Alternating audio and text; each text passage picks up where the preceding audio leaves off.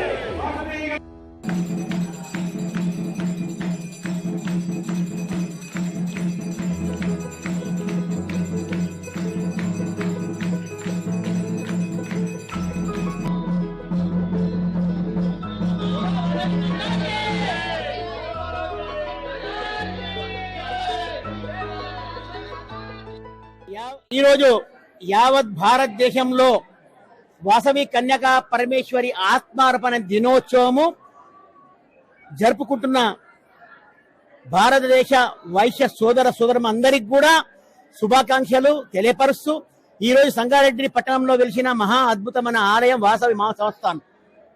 ఈ వాసవి మహాసంస్థానంలో లక్ష్మీ గణపతి, ఉమారామలింగేశ్వరుడు, వాసవి కన్యకా పరమేశ్వరి ఈ ముగ్గురు దేవుళ్ళ కలయిక శ్రీ శ్రీ శ్రీ మహేశ్వర శర్మ సిద్ధాంతి గారు, అలాగే శ్రీ శ్రీ శ్రీ శ్రీ శ్రీ శ్రీ మాధవానంద సరస్వతి స్వామి యొక్క పూర్తి యొక్క పర్యవేక్షణలో ఇద్దరు గురువర్యుల యొక్క అనుగ్రహంచే ఈ ఆలయం నిర్మాణం చేపట్టది.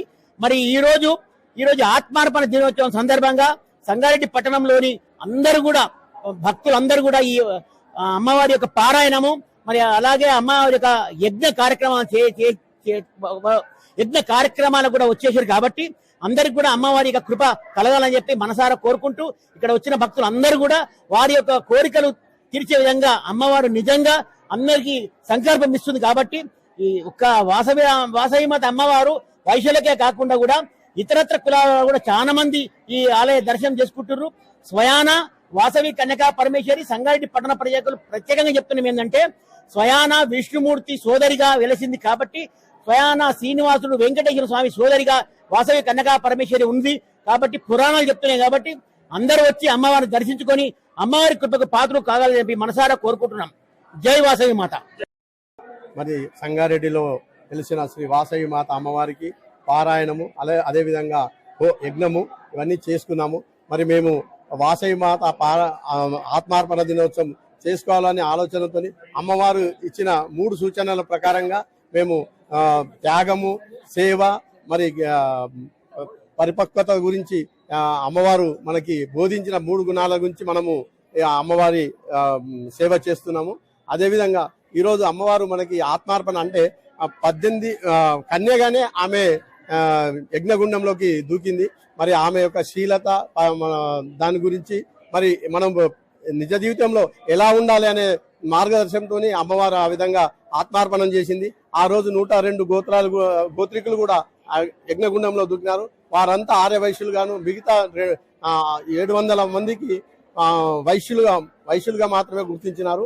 ఆర్యవైశ్యులు అందరూ కూడా అదేవిధంగా ఈ రోజు మరి ఆంధ్రప్రదేశ్ ప్రభుత్వము మరి అధికారికంగా అంటే గవర్నమెంట్ అధికారికంగా కూడా ప్రకటించి వారికి అమ్మవారికి పట్టు వస్త్రాలు సమర్పించారు.